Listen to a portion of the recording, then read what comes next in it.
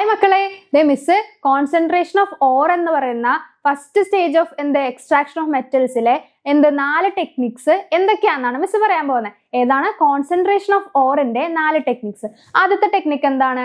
Hydraulic washing. ഈ hydraulic വാഷിംഗിൽ ആരായിരിക്കണം ഡെൻസിറ്റി കൂടുതൽ ഉണ്ടാവേണ്ടത്? നമ്മുടെ ഓർ ആയിരിക്കണം മോർ ഡെൻസർ. ഗ്യാങ് എന്തായിരിക്കണം?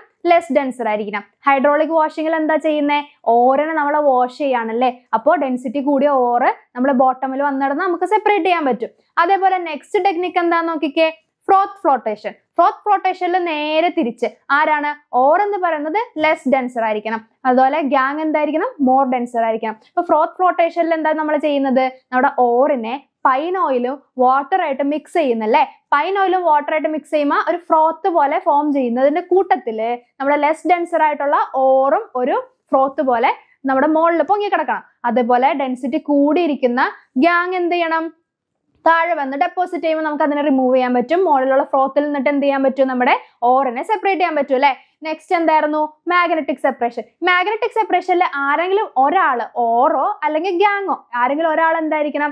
മാഗ്നറ്റിനെ അട്രാക്ട് ചെയ്യുന്നതായിരിക്കണം. മാഗ്നറ്റിക് ആയിട്ട് ആക്ട് ചെയ്യുന്നതായിരിക്കണം ഓറ് അല്ലെങ്കിൽ നമ്മുടെ ഗ്യാങ് എന്ന് പറയുന്നത്. അപ്പോൾ ഏതെങ്കിലും ഒരാള് മാഗ്നറ്റ് അട്രാക്ട് ചെയ്ത് കഴിഞ്ഞാൽ മറ്റേ ആളെ നമുക്ക് ഈസിലി സെപ്പറേറ്റ് ചെയ്തൂടെ.